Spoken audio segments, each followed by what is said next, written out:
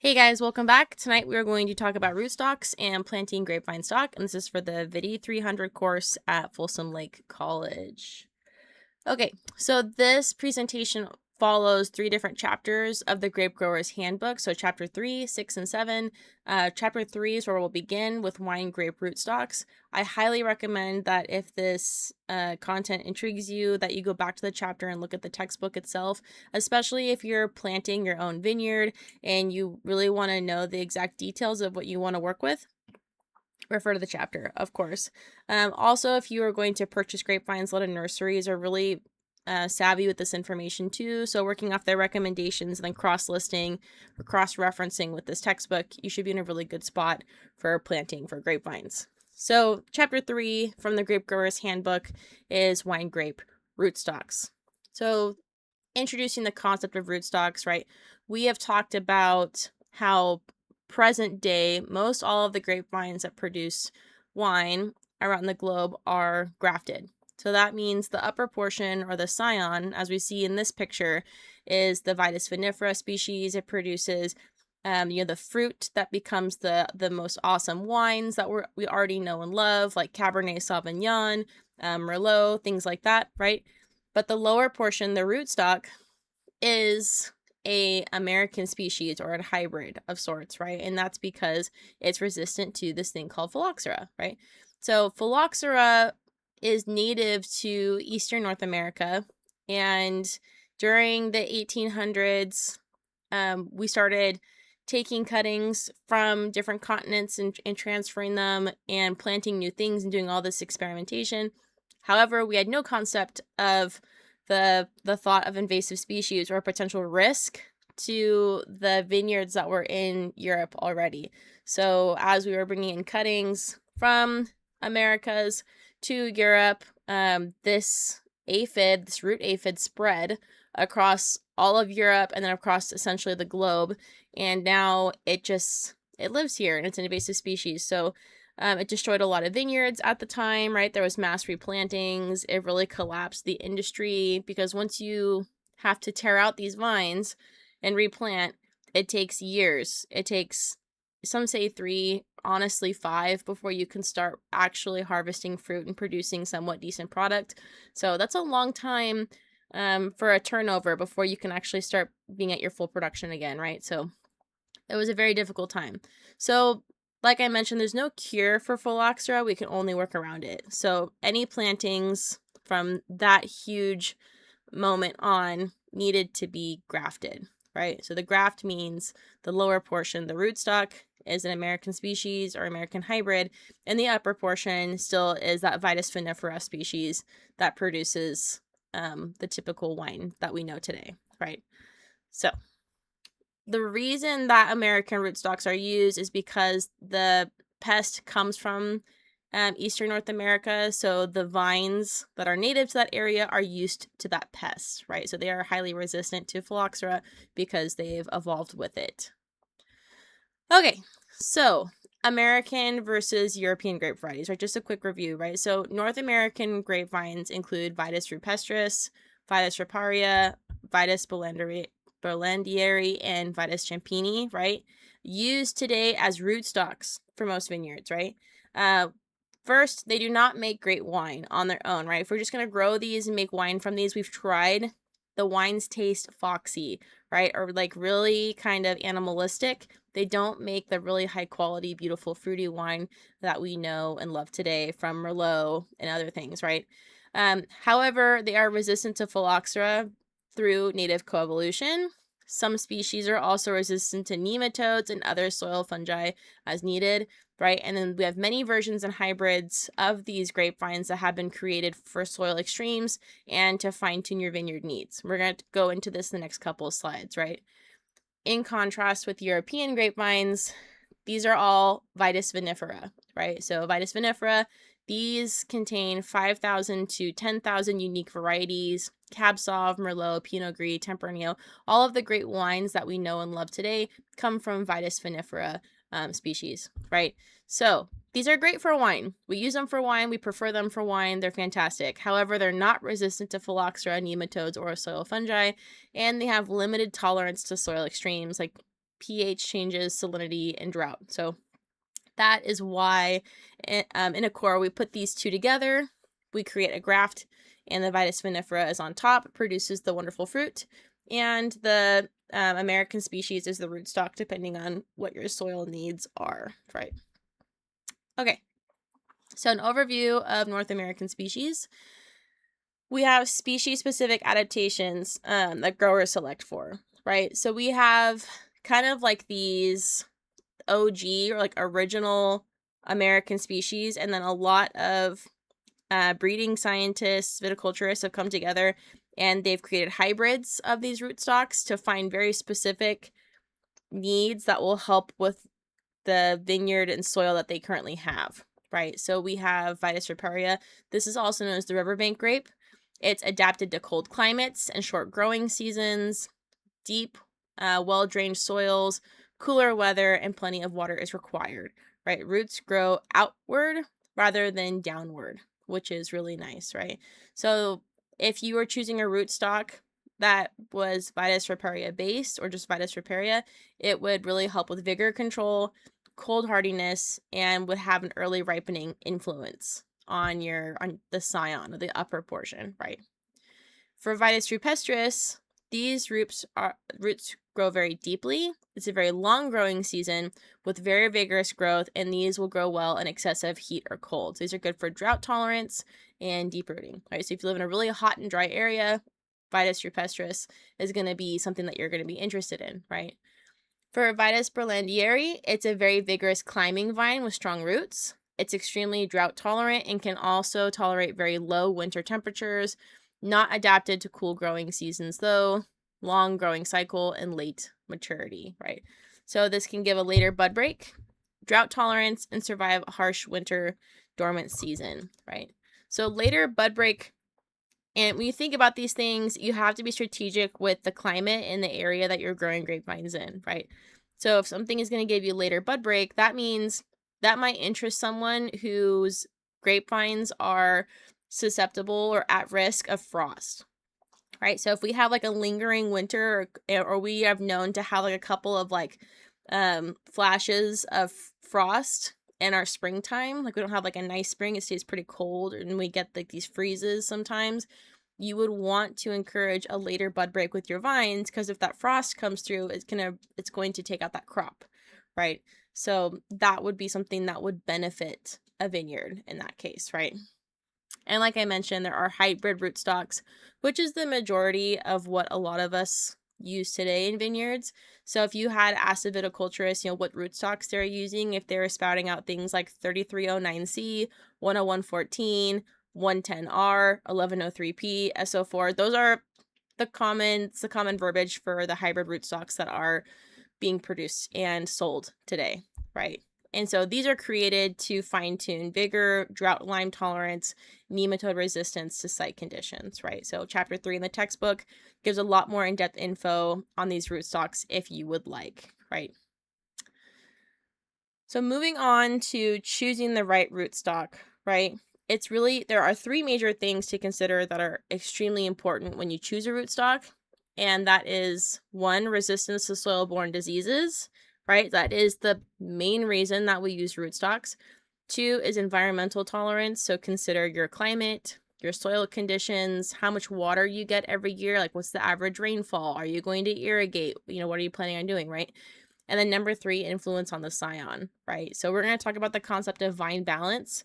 And so some grape varieties are extremely vigorous and some are not. And also depending on your site conditions, it might welcome vigor in vines, or it might be a very difficult, area to grow vines. So it might already inhibit vigor to begin with, right? Because of that. So depending on, the soil porosity, the nutrients that are available, or the intensity of the climate, right? A lot of things go into this. So you want to choose something that will create a balanced vine so it produces just enough fruit to make high quality wine, right? Okay, so 1, resistance to soil-borne diseases. Phylloxera. Phylloxera is the major one that we always talk about. It's, interestingly enough, as far as we know, phylloxera is present in all winemaking regions of the world except for, interestingly enough, Chile. parts of Australia, Washington, and then a small number of sites with very sandy soil, right? So that's really cool if you have a vineyard with very sandy soil. There are a handful of vineyards in the Fairplay area that have very high sand, and therefore they have self-rooted vines from, a post-prohibition era that are still growing, which is really cool, right? Or even pre-prohibition, actually. However, where there's not one pest, there normally is another, right? So, if you are going to plant a vineyard, despite if you have sandy soil or not, it's always recommended to buy phylloxera-resistant rootstocks, even if it hasn't spread in that area yet, because the potential economic loss is so significant, right? So like I mentioned, it can take 5 years before you can even harvest the fruit off of a vineyard. So it is a huge investment before you can actually start to get this. So imagine you spent all this, not to mention this stuff is not cheap. You spent all this money to buy these vines, you plant them, you have high sand soils, you're taking a risk, you're like, oh, phylloxera can't be here, and then it gets there, and then you have to replant the whole vineyard, right? So it's not a good spot to be in, right? So there's the phylloxera disease, like soil-borne pest.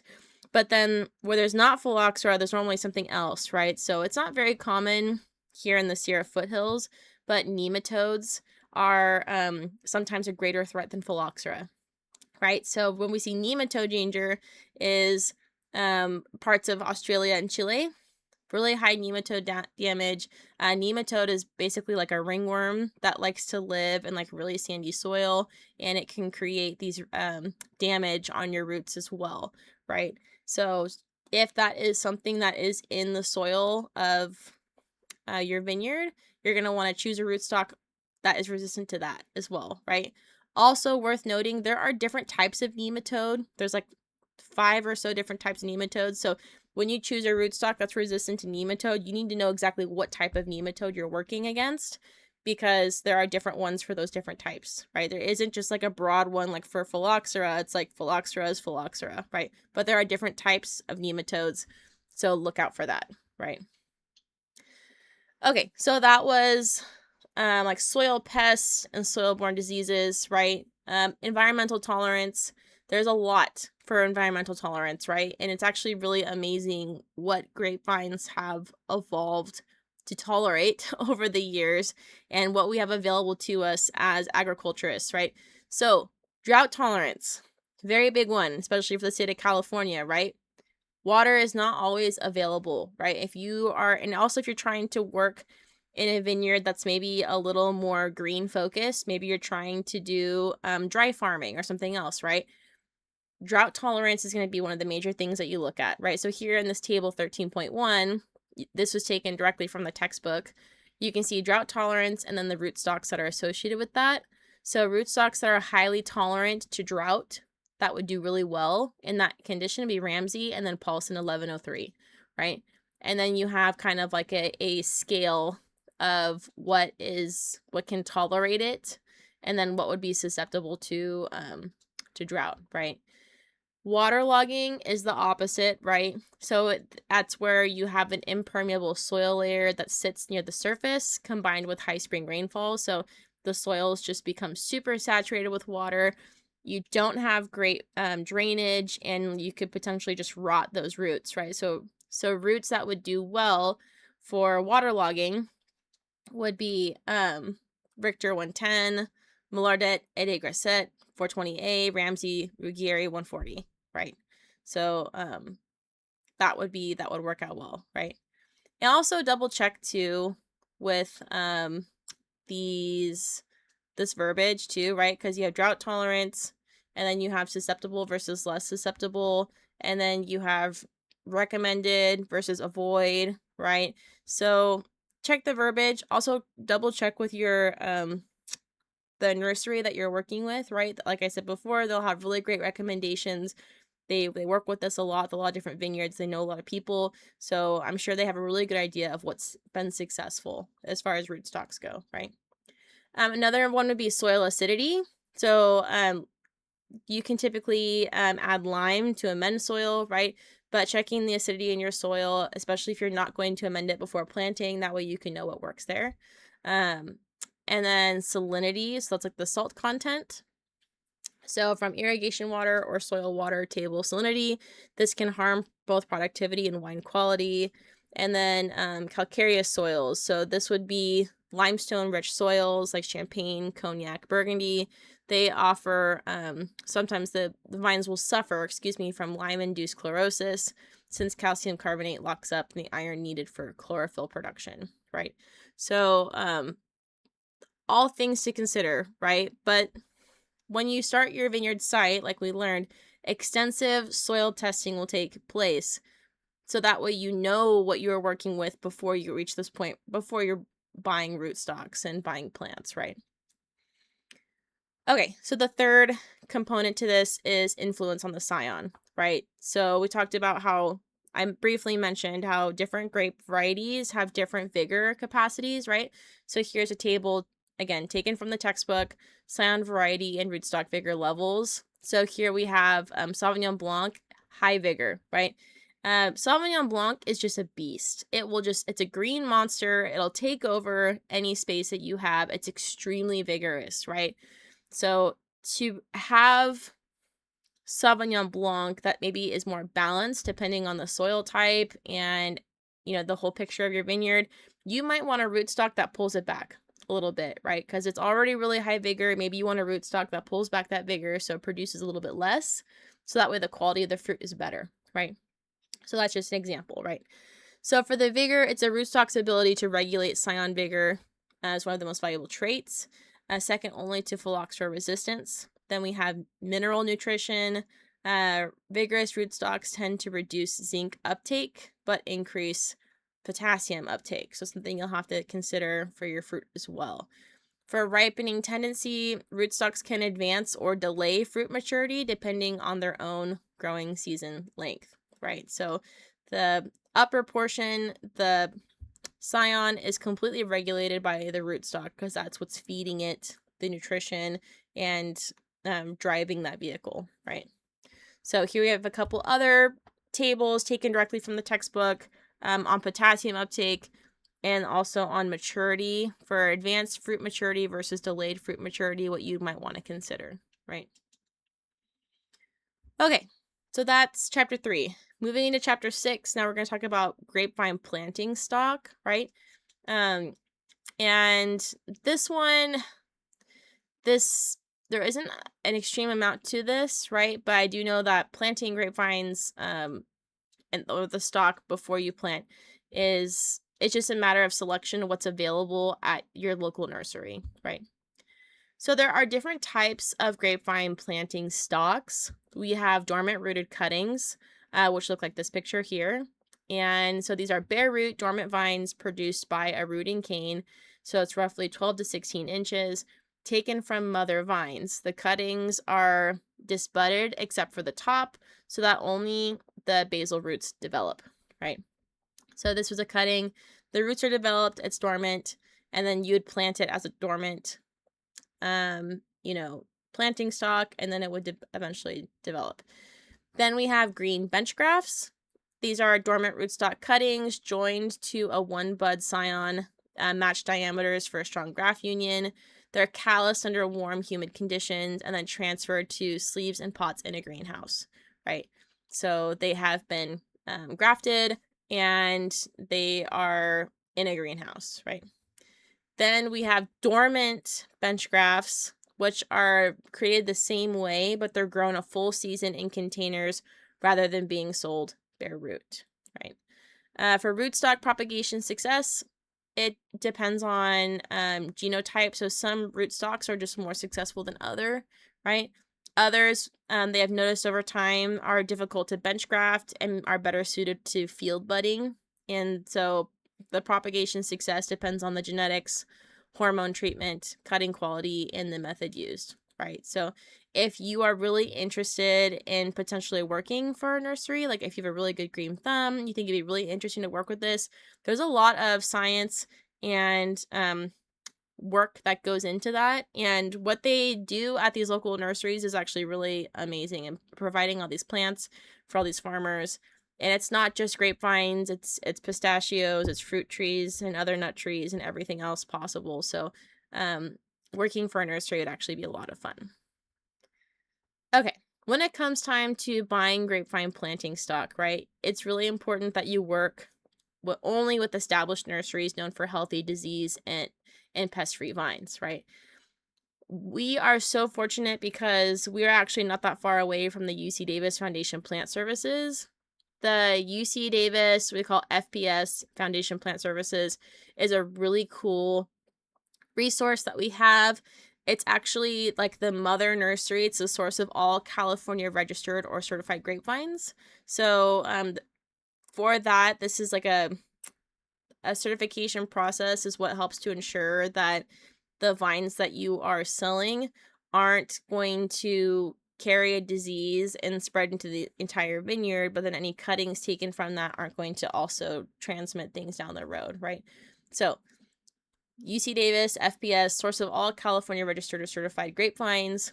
It also works as the quarantine center for all imported or new grapevine material, which is a minimum of 2 years testing if everything goes right, right? So like right now, you might work at a winery or you go to a winery and they say, oh, well, we're experimenting with these new Greek varieties. Like these are from Greece, or we have something from Croatia, right? Or something from Israel, something really interesting, right? If we're going to bring a new grape variety to the United States, it needs to go through a quarantine, right? We don't want to reenact what happened with phylloxera, right? It's why we have all of this USDA regulation, right? And the CDFA, the California State Department of Food and Agriculture, right, is to protect these farmers and to protect these crops, right? So if you're going to bring in new material, it has to go through a minimum of 2-year quarantine where it goes through all the testing possible for all the known diseases and viruses and pests that we know of.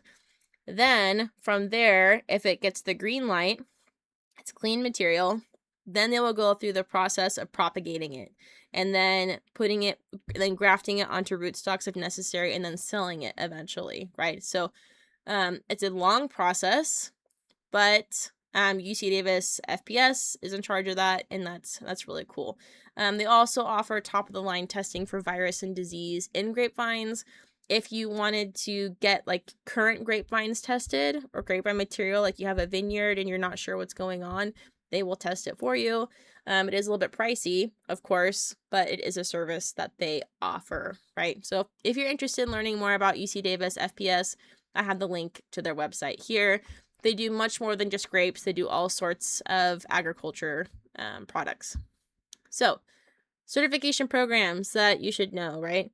There are certification targets, known viruses. So we have leaf roll, fan leaf, corky bark, stem pitting, fleck, and much more, right?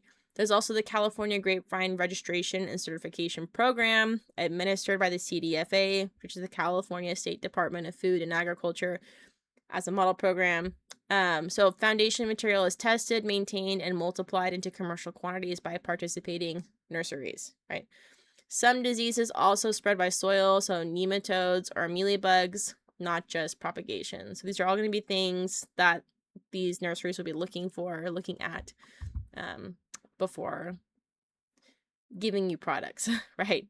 It's important. Okay, which brings us to chapter 7. So now you know a little bit about rootstocks and the selection process that's involved. And now you know about purchasing rootstocks and the certification process that entails, and UC Davis FPS. So say that you've mastered that process, you've decided what grapevines that you're purchasing with which rootstocks, you received that, and now it comes time to actually planting and training these grapevines, right? So I put this GIF up here. I thought this was really funny because we just recently planted the vines at the college for the demonstration vineyard, and our soil was so compacted, literally planting the vines felt like this. But anyways, so planting grapevines, right? So when do you plant? So dormant vines can actually be planted anytime in the growing season, but early spring after the last hard freeze is standard. You see the most success at the time. Earlier planting under mild, moist conditions is just generally less stressful on vines, right? So the weather's cooler, It's nicer. It gives the vines time to wake up. There's plenty of moisture in the soil for them that's available. So that springtime after the last hard freeze is what's considered best, right? Planting dormant rooted cuttings and bench crafts, there is a procedure for what's best. When you purchase these things from the nursery, they will give you this information, right? So follow the information and the advice of the nursery that you're working with. But if you have dormant cuttings and bench grafts, you want to remove them from cold storage 7 to 10 days before planting. You want to acclimate it in moist sand and shavings in a cool spot out of direct sun before going into the ground, right? So this is giving the grapevine time to acclimate because it's been in cold storage. So what that vine is perceiving is, oh, it's winter, I'm dormant. And then acclimating it to, like a warmer temperature. It's saying, oh, in its mind, it's signaling growth. It's signaling springtime, right? Time to grow and time to bud. For planting, there's hand planting. This is what a lot of people do, right? It's a practical, effective method. It's still used today. It's very helpful if you can auger the holes, like just rent an auger, and 4 to 6 inch in diameter, 12 to 18 inches deep, as a separate operation from planting day, right? So have all those holes taken care of before you come in with the vines. That way you can just plant. There is also such a thing called laser planting. So the auger is this yellow piece of equipment here up top. Laser planting is this machinery down below. And this always just cracks me up because they're just like hanging out sitting. And she's just wearing like a pair of Toms casually as they're planting vines. But this is cool because it uses a laser system with GPS tracking to make sure that the vines are spaced very specifically, however many feet that you program it to by, right? And it makes it a perfect grid, which is really cool. This is only really successful on really flat terrains. Like if you have like a hillside, this laser system is not really going to be very effective. You're going to have to plant by hand. Which is what most of us do, which is fine. For planting green bench crafts, they're actively growing at delivery. It's just like a plant in a pot. So it's very vulnerable to desiccation. Be very careful. Ideally, you want to plant them immediately upon arrival. Okay. So you're planting your vines, right? And now it comes time to the care to make sure that they transition into the new soil that they're put in, the new space and everything, right? So these are 3 components that we look at for early vineyard flora nutrient management. So first is fertilization, and then irrigation and weed control. So fertilization, you may want to fertilize these new plantings, but you should withhold until growth begins. First year vines often need little to none. Nitrogen is the main emphasis when it is applied, right? And that's nitrogen to help that green growth, right? The vegetation. For irrigation, you want to water immediately after planting to set the vine and wet the root zone. Young vines have limited roots and they'll need regular water. So skipping irrigation early is a common cause of poor establishment. Sandy soils need more frequent watering, right? And that makes sense because sand does not hold water, it just goes right through. So you're just going to need to water more effectively, right? So if you don't have an irrigation system set up yet, this means that you'll have to expect that you will be watering all those vines by hand until that is set up for your vineyard, right? So it's very important that you give those new baby vines plenty of water to be successful. For weed control, so weeds, especially grasses, will compete directly with young vines for water and nutrients and should be kept from the trellis area, right? So growth in the vineyard rows is okay, but not directly underneath the vine generally is a good way to go, right? If you have like a cover crop or something that has generally really shallow roots, you'll be in a good spot. For the student demonstration vineyard, we specifically chose a triclover blend. And one of the reasons that we are not worried about the triclover getting in the way of the vines is because we have extremely high clay soil. So if anything, we need plants to help remove water from the soil so it doesn't waterlog and suffocate and rot the the rootstock, right? So that was something that we're working with. Also, with how much farther below we dug the grapevines, the rooting zone of the clover is a completely different zone than the vine itself. So we are currently hand irrigating all the vines until our irrigation gets set up, which will hopefully be soon. Okay, so yeah, weed control. There is a cultivation controls weeds but risks root and trunk damage, organic matter loss, compaction, and erosion. Herbicides, pre-emergence and post-emergence projects used alone or combined. You have mulching, yard waste, wood chips, straw, hay, sawdust, or newspaper. Cover crops planted between the rows, kept clear of the drip line, right? Another thing that we utilize to help take irrigation directly to the root zone is the reuse of that irrigation tubing. And with the drip emitter that we have, we're just going to have a little tube that goes directly down to the root zone of the vine. So that way the water is going directly to the vine. And then we'll have an overhead system for the cover crop that we have planted. But something to consider, right? Also, I'd just be really careful about spraying anything, like any products around your vines is going to kill weeds because it could impact them as well. Okay, so you've made it to the point where you've planted your grapevines, and now comes the part where you start training them, right? So when you plant the grapevine, it might look something like this, right? Really cute. It's growing against this wooden post, right? Depending on what type of style you're training for. When you first plant, the first priority would be to create or develop the trunk, right? So this is like the base of the vine that will go upwards, and then if you have a bilateral cordon system, that trunk will branch into 2 cordons, right? So bilateral cordon system. So you could develop the trunk in 2 different ways. It depends on the vigor and what you're working with, right? The first is an untrained vine, which just grows like a bush. This is very common in colder regions. It lets the vine go freely on the ground for the first year, and then they train the trunk in year 2, right? So they just let it grow, and then they'll just take the strongest of the arms, and then they'll just use that as the base of the vine, then trim everything else back, and then let it grow from there. For a trained vine, you take the strongest shoot, and it's staked and tied to the trellis wire in year 1 to form a straight trunk. Other shoots are pruned before they exceed about 12 inches. And then vigorous sites may limit shoots to 1 to 3 shoots in year 1, right? So yeah, if you have a really vigorous site like this upper portion here, this upper picture, so if this is what you get after your first year of growth, that would be awesome. That'd be crazy, right? So in that case, it's vigorous enough to go ahead and start training. And it looks like they might just train outward onto this kind of chicken wire here or on this wooden fence. And they might just do 2 arms just vertically up and out in that way. Okay, so training first year vines, there's a couple different ways to do it, right? But also a couple of really important things to remember too. And a lot of times,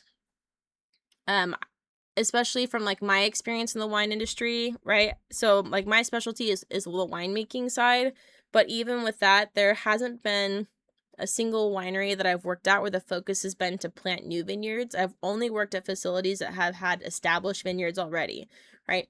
So it's not very often that you get the opportunity to plant and develop a new vineyard and to train vines from the beginning. So having a resource like this to go back to is very helpful, right? So training first year vines, there's a couple different ways. You have option A, B, and C here of what you could work with, right? So option A is you have one strong arm or one strong shoot to work with that's grown out of the ground. And, if it's long enough, you just want to start training it over right away, then you just train it over to one arm, right? And then the following year, these buds will come out, and then hopefully you can have another arm that you can train out to the other side, right? And it's just one season behind. Option B is that you can just cut. You can let it grow a trunk and then cut it from here. And then the following year, these 2 buds, this one here and this one here, will sprout. And then you can start training it, right? Or actually, more realistically, this bud and this lower bud.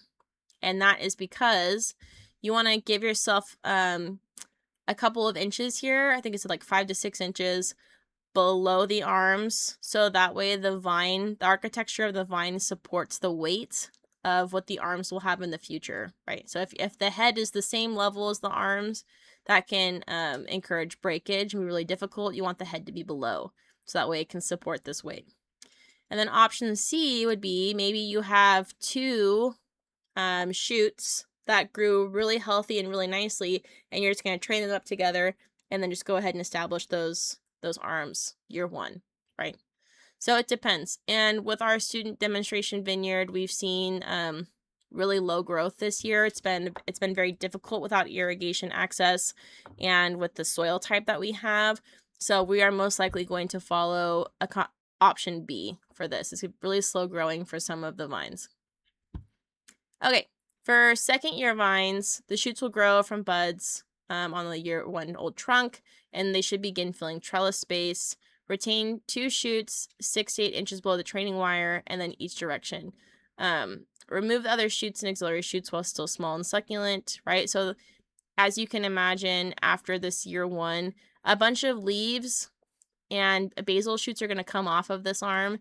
You're going to want to trim it back, right? So you're just going to basically shave it off so that way it just establishes as a woody structure. And then you want all that new growth to focus on where the arms are going to be, right? It's also really important that you remove any fruit during this entire time, year 1, 2, 3, maybe even 4, depending on what you have, because you want the grapevine to focus on establishing roots and establishing those woody structures to get a good foundation before the fruit comes in, right?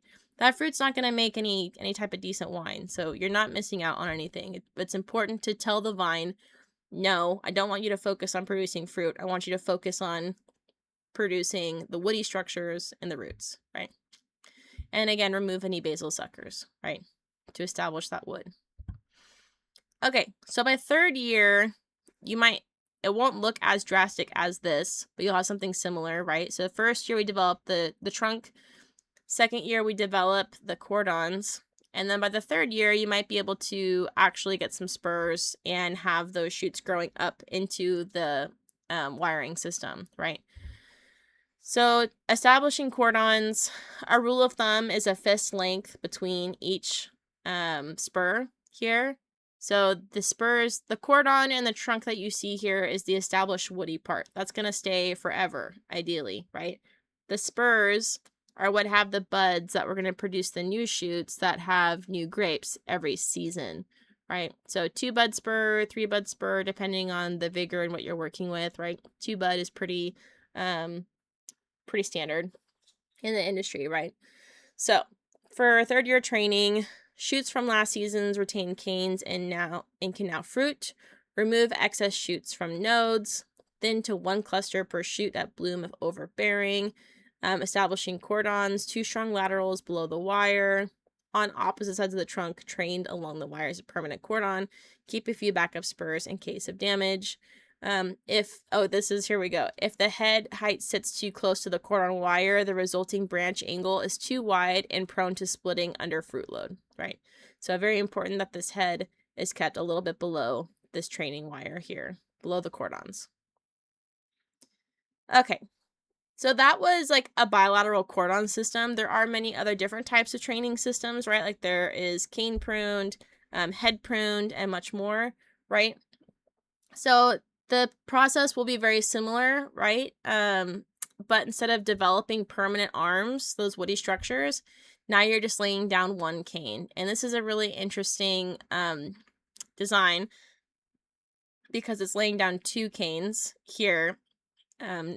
Normally when I've practiced cane pruning, it's only been 1 cane down, not 2. So I think this is a really interesting picture from the textbook. But ultimately what you have is a cane, and then attached to each cane is a spur.